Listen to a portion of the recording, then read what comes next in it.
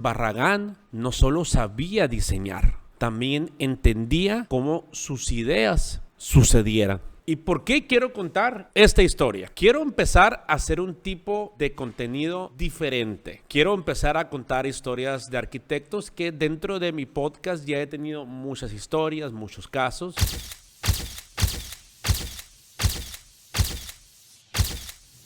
Frank Lloyd Wright, Zaha Hadid, Frank Gehry y todos esos nombres que conocemos perfectamente. Quiero buscar la otra parte. ¿Qué cosas hicieron fuera de lo tradicionalmente conocido en la arquitectura? Porque ya hay algo que yo llevo años diciendo. Estudiar arquitectura no significa que durante toda tu vida tengas que sentarte frente a una computadora a hacer proyectos para alguien más. Y tampoco significa que si un día vendes, emprendes, haces contenido, desarrollas, haces muebles o te metes a la tecnología, ya desperdiciaste tu carrera. Al contrario, muchas veces estás utilizando exactamente la misma cabeza con la que te desarrollaste como arquitecto, pero para resolver otro tipo de problemas. Y si queremos entender hacia dónde puede ir nuestra profesión, también tenemos que entender cómo llegaron hasta aquí los que estuvieron antes. Por eso quiero empezar con uno que seguramente todos conocemos, Luis Barragán.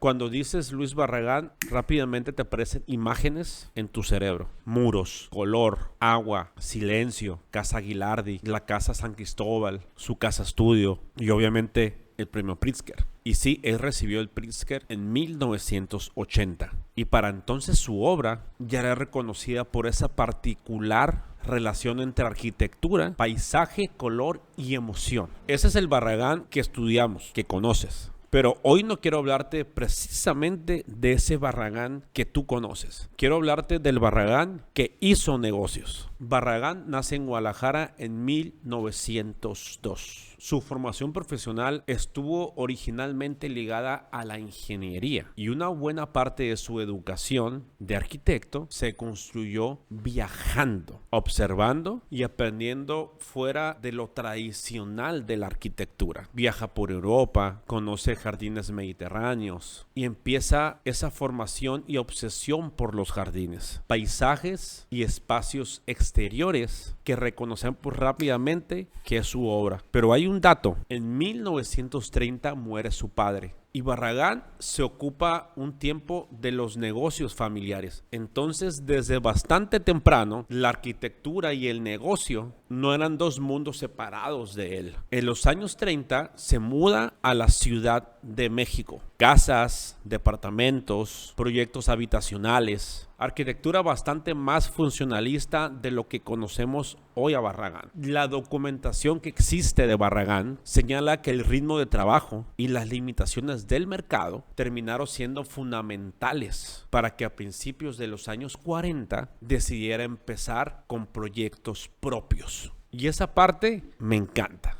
porque básicamente Barragán llega a algo que a muchos arquitectos nos pasa. Estoy cansado de depender de un cliente. Y no me malinterpreten, no significa que odiara a todos sus clientes, pero sí empieza a buscar otra manera de ejercer. En los primeros años de la década de los 40, Barragán empieza a adquirir propiedades, empieza a desarrollar sus propios jardines, sus propios experimentos y comienza a involucrarse directamente como inversionista y desarrollador. Y aquí cambia la lógica completamente, porque ya no es arquitecto, tengo este terreno, hazme una casa. Ahora él tenía que preguntarse, ¿dónde compro? ¿Qué oportunidad veo? ¿Qué puedo hacer aquí? ¿Cómo le genero valor? ¿Cómo recupero la inversión? Y sobre todo, ¿cómo hago que alguien quiera vivir aquí? No vendes solamente metros cuadrados, vendes la idea de la vida que puede suceder ahí. Y luego viene un dato que a mí me parece brutal. Antes de la casa de estudio que conocemos hoy, Barragán había diseñado para sí mismo otra casa, la actual Casa Jardín Ortega. Vivió ahí entre 1942 y 1947.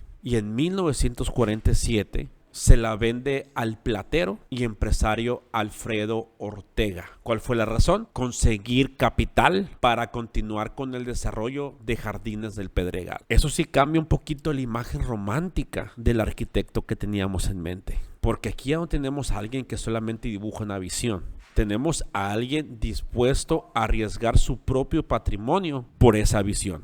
Y eso tampoco significa romantizar el riesgo. Podía salir bien o podía salir mal, pero el riesgo ya no era únicamente del cliente, también era suyo. ¿Y qué consiguió con todo eso? Algo que para un arquitecto puede valer muchísimo: independencia. La Barragán Foundation explica que su independencia financiera fue precisamente lo que le permitió tener mayor libertad creativa para experimentar con los jardines y espacios domésticos. Porque cuando tú eres el que generas la oportunidad, cambia un poco la conversación. No significa que puedas hacer absolutamente lo que tú quieras. Sigue existiendo costos, mercado, regulaciones, socios, compradores. Pero ya no estás únicamente al final de la cadena esperando instrucciones. Estás participando desde donde nace el proyecto. Y aquí es súper importante decir algo. El Pedregal no fue simplemente: Barragán hizo negocio una vez. No, esa forma de trabajar siguió apareciendo en su carrera. Participó después en otros desarrollos inmobiliarios y en otras operaciones inmobiliarias. Jardines del Bosque, las arboledas, los clubes, proyectos sobre la costa del Pacífico. Y en 1957, Barragán y otros inversionistas fundaron la empresa Las Arboledas S.A. Entonces, desarrollo inmobiliario, paisaje y arquitectura no fueron una anécdota paralela, fueron parte real de su carrera. Y aquí es donde quiero conectar la historia contigo, porque muchas veces salimos de la universidad pensando que existe una especie de ruta oficial. Trabajas en un despacho, después abres el tuyo, consigues clientes, haces proyectos, construyes, y si haces cualquier otra cosa, parece que te desviaste. Yo también pensé así durante mucho tiempo, y creo que por eso he hablado de esto durante años aquí en mi canal, en mi podcast, en las redes sociales. Porque cuando necesitas sobrevivir o simplemente tienes una curiosidad, empiezas a hacer otras cosas: negocio, contenido, ventas, educación, tecnología, desarrollo, y de repente hasta te entra la culpa. Porque en tu mente dices: entonces, ¿para qué estudiar arquitectura? Pero fíjate en Barragán. Barragán no dejó de ser arquitecto cuando compró tierra. No dejó de ser arquitecto cuando creó una sociedad.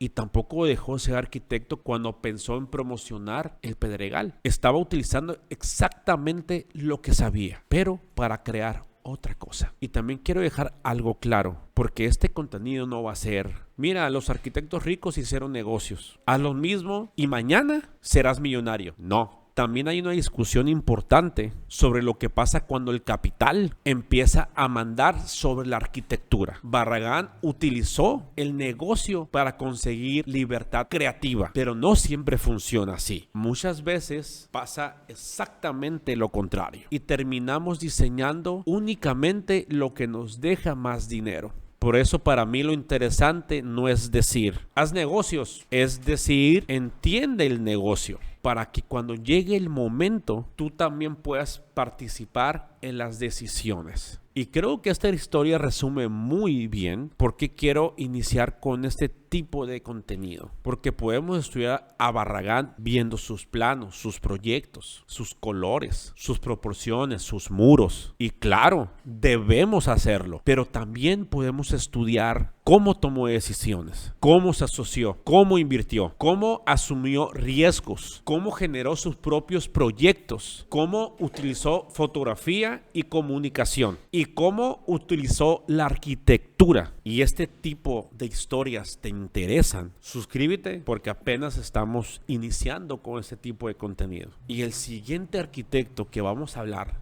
llevó estas ideas todavía más lejos, porque decidió que en vez de depender de un desarrollador, él mismo se iba a convertir en el que desarrollaba. John Portman, búscalo. Nos vemos en el siguiente episodio.